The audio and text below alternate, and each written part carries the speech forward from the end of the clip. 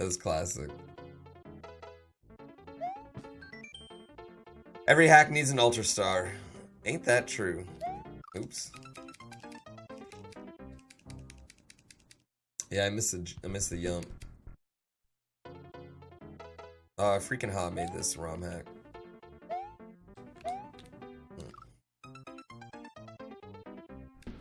Ultra Star is a type of level popularized by Kaizo 1, but it's basically like a lot of moving platforms and shit like that.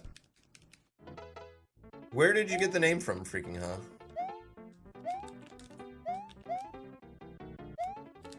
Oh, that one was a fast one.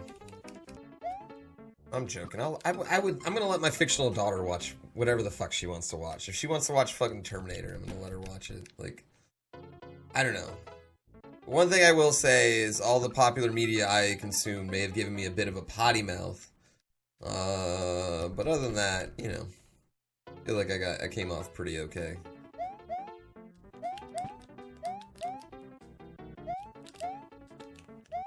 Oops.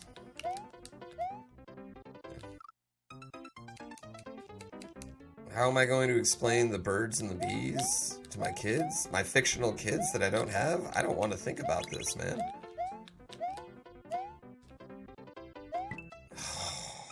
That was a dick block. Katniss is cool. The Hunger Games are okay. I just think the Hunger Games, like, my favorite part about the Hunger Games are when they're actually in the Hunger Games. My least favorite part about the Hunger Games is when they're doing literally anything else.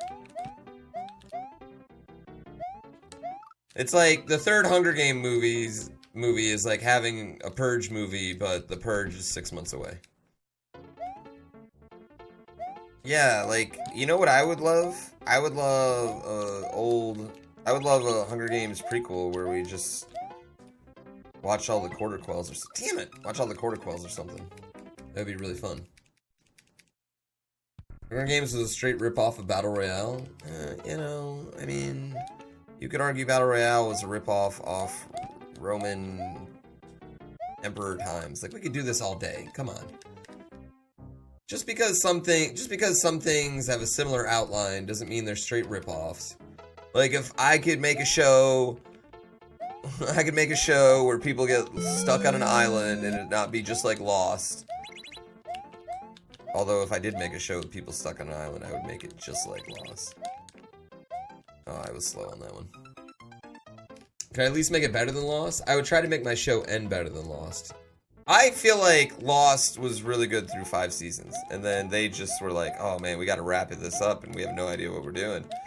I feel like when they said to Lost, when they were like, hey, we need an end date of this show, they should have been like, oh, by the way, here's how the show ends. But it doesn't seem like they had that play. First of all, I would have had Walt come back on the island on season 6. I would have just done no flashes and just skipped the whole, like, you're dead storyline, because that was completely pointless and had nothing to do with anything. And all it did was confuse people. Like, a ton of people were like, oh, they were dead the whole time. That's not what happened. They just all eventually died, and then they all met up in the afterlife, because apparently that's what you do. You hang out in the afterlife with people who are important to you. Like, it was just so lame.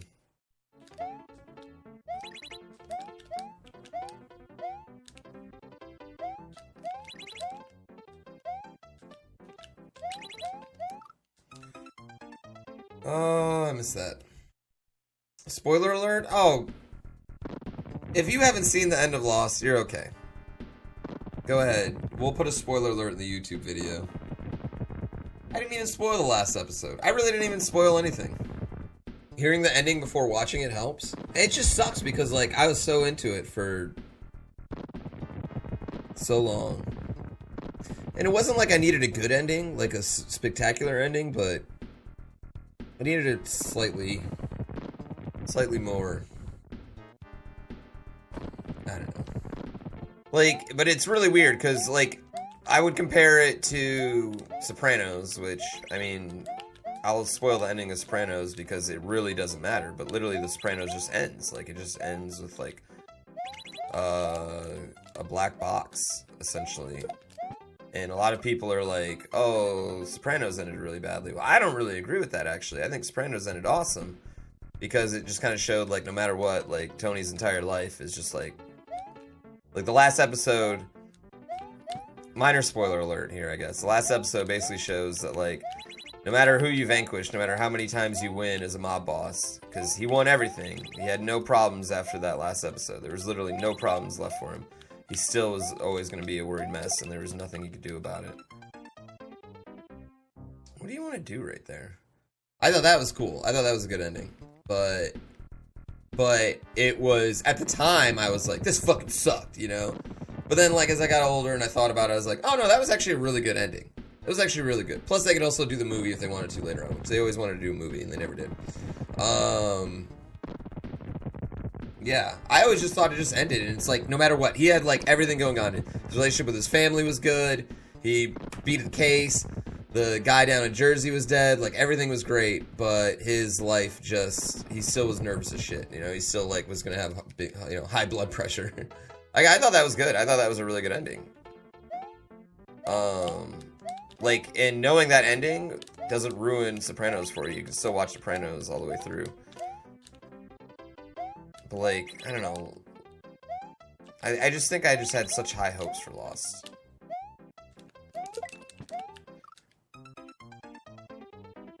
Thought it was well accepted that he was shot and killed? No, he wasn't shot and killed. I mean, I guess you could think that, but I think that's part of it. Like, you could interpret it that way. Oh, he got shot and killed and it was just black after that. I interpreted it as it didn't matter what they did from there on out. Tony could win all he wanted, but he was always going to be a nervous wreck because he's like sitting there having dinner with his family and all he can do is like, he's like sweating with everybody coming in the door, you know? Yeah, start watching it next week. It's not going to ruin it at all. You really like How I Met Your Mother's ending? Oh, I hated that one. That one was the worst. I feel like that's new enough, but like, that's the worst ending ever. I mean, like, why are you telling your kids this creepy fucking story, dude?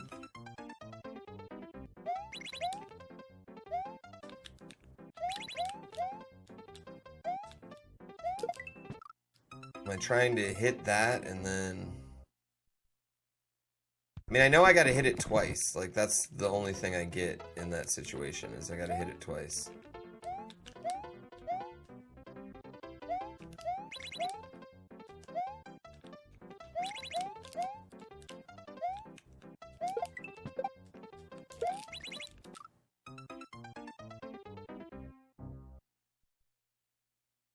And then hit it, and then jump on the shell again, and... go back to the platform like that, right? I had to analyze what exactly happened there.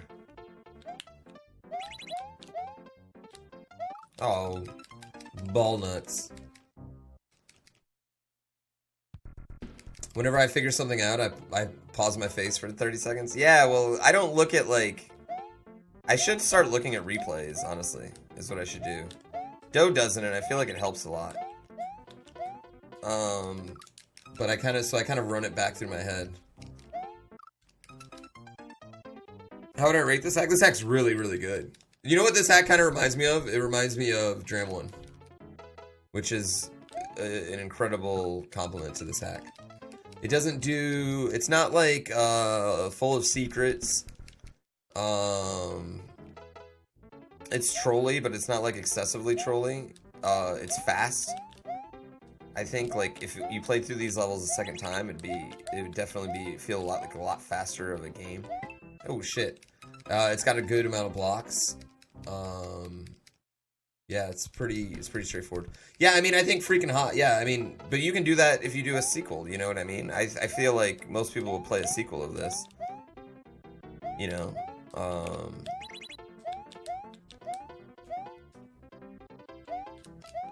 I mean, really the only complaints you can have is, like, it didn't add a death counter, but, like, who cares? Like, I don't give a shit about that, personally. I could count my own deaths if I felt like it. Seems the same kind of difficulty. This is harder than Dram 1, I would say, but we're also in a different point. Like, Dram 1 was made at a different point in time. You know what I mean? I just think everything's just stepped up since, in the 2 years since Mario Maker's been out. I just feel like Mario hacks and Kaizo shit has just like really stepped up. Yeah. Freaking I totally would play a sequel. Yeah, I would 100% play a sequel. Like, I really, really liked Corso 2, but I like this one more. Grand Poo World might always be my favorite, but that's also always gonna be, I'm super biased, but like, it just does so much. Like, it's got hidden levels, it's got bullshit auto-scrolling, it's got horrible trolly shit, its music is just like off the chain, it does a lot of things that like I just had really never seen explored before in a hack, you know, in a Kaizo hack. I love that one. Yeah.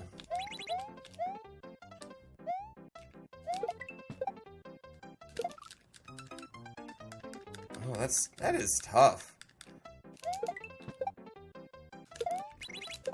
Damn it, I jumped back too far.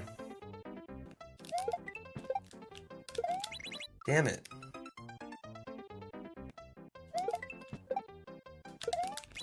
Oh, that was it. I just jumped a little too forward.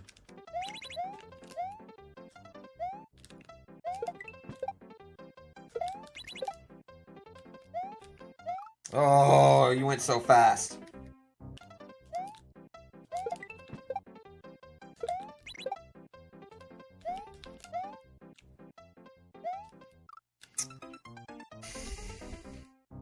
You know what's the hardest thing to do? Just jump on a damn turtle. Jump on a damn turtle.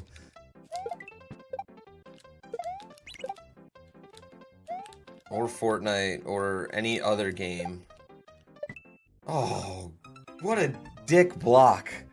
That was a horribly asshole block. I wasn't ready for it. I was ready for it on the third turtle. The second turtle, though, I was not ready for that one.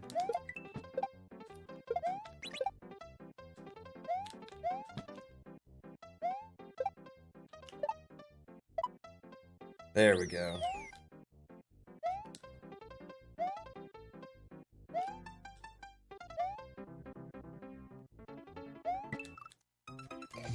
Right after it. Probably not, no. Yeah, that was not... Whoa! Where do you jump? There's a block on both spots. Oh, shnikes. That's tough. Yeah, all the Kaizo blocks. Why the P-speed there? I didn't know if I'd need it again.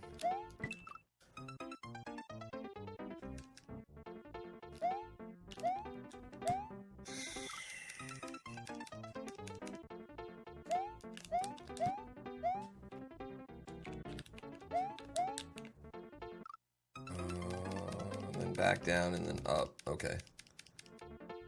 Yeah. What made me speedrun Dram World specifically? Well, it was a couple things. I think one, really, I was really in love with all of Panga's stuff, so I wanted to play more of his creations. So I played it the first time and I thought it was really fun, and I was like, oh, you know, I bet I can get a second place time in this, because like at the time it was like an hour was second place time. And I was like, oh, free second place time, and then I got like, you know, 46 minutes or something. I was like, the world record at the time was 32 minutes, and I was like, oh, I bet I can beat that. And then I did, and then Dode started playing it again, and he beat my time, and then I beat his time, and he beat my time, and I beat his time. We traded off like a bunch of times. So it just, I don't know, it was just really fun for me. Like, that's Dode pushed me to get better at it, really, because he was like, basically what we were doing is we were like literally just like getting a time, and then we'd quit playing the game till the other person broke the time. And finally that stopped once it got into GDQ, because then I had to just keep practicing. So then I broke it a few more times, and he ended up doing the 100%, so it worked out really Always good. say to whom, don't ever say to who. And listen up when I tell you this, I hope you never use quotation marks for emphasis. You finished 2nd grade? Hope you can tell if you're doing good or doing well. Marble, marble, marble, marble. See, the thing with language is, the point of it is to get your idea across. And there's plenty of, what do I want to say? Plenty of application for slang or street language or alternate use of words. And words change meaning, and so does sentence structure throughout the history of time. It's Weird Al lyrics, so I don't necessarily agree with that sentiment. I obviously don't know my Weird Al lyrics either. No, I don't need to jump right there. My favorite thing to do is I always use the wrong then on Twitter because people hate it, and it's fun for me.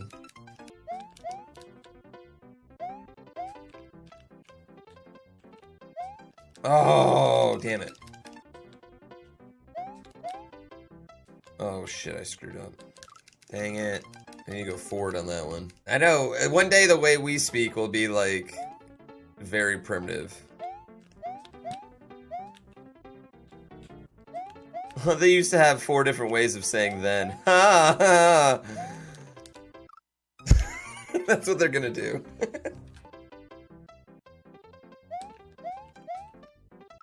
Oh, crap.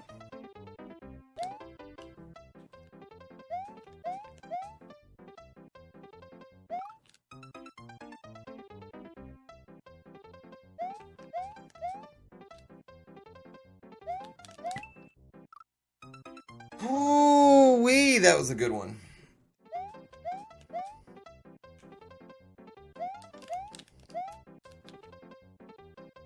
Okay, and then I want to go under it. I screwed that up.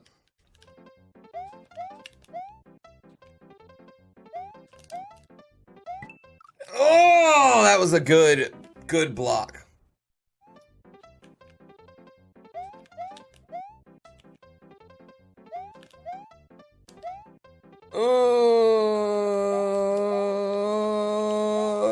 Oh my God.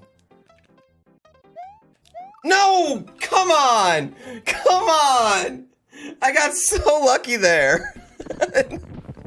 And that last dick fish, man. Oh, man, they were just...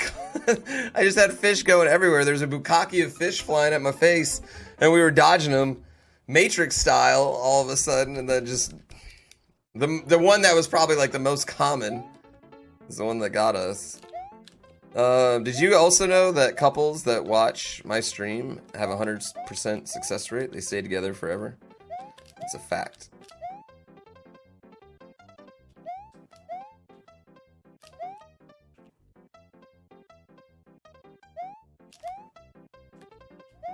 Ugh! Oh, we got through.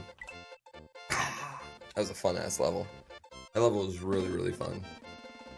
The last 3 levels have been super good.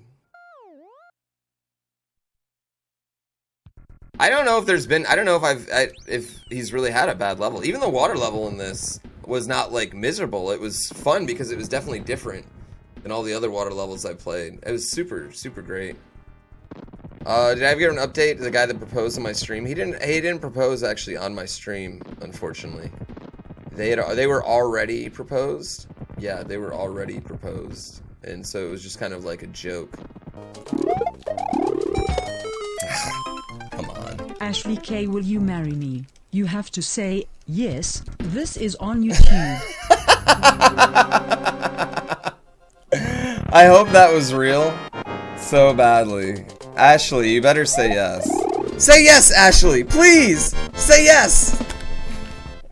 It was a publicity stunt. I know. He was just like, you know what he did? He proposed to her, but then he did re-propose, so they had a better story. Because I want to tell you something that's really weird about getting engaged is if you don't have a really good story attached to it, people like look down upon you. Like, I thought the way I asked my wife was super romantic, but I definitely got from a few people definitely gave me one of those, like, that was a pretty broke-ass way to do it, bro. You know what I mean? They were like, oh, that's nice. You know, they gave you some of those. Oh, that's nice. So there's like this pressure to do it in an original or spectacular way.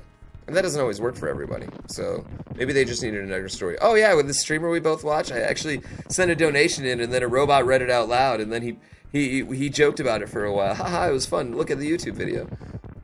And that would be a way better way to do it than like, oh yeah, we were driving down the street, we were talking about how we both wanted to get married, and he was like, well, let's do it. And I said, yeah, let's.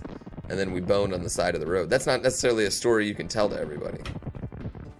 It's like the meet cute, you know what I mean? After you meet and people ask you how you met, you develop a story that you tell. And sometimes you're both involved, and like you'll even like have parts of the story you tell, and then they'll tell parts of the story. But you always got to sex it up a little bit, I feel like. How did I propose? I took my wife on a walk that we take our dog on all the time, and I had my friend hide in a tree and take a picture of me down on one knee. So we got this really cool picture. It was snowing, it was dope, it was a cool picture. But like the way I actually did it was like very normal. Like I took her on a walk. We had some beers with us. It was snowing. We went down by this little like spot where we let our dog swim all the time. I got on one knee. Boom. We drank a beer. Took a bunch of pictures. She posted it on Instagram. And then when she got back to our house, though, the picture that my friend took, like the really good artsy picture, was already like her whole family had it before she even did. So she had no idea that happened. So then she like freaked out again, you know.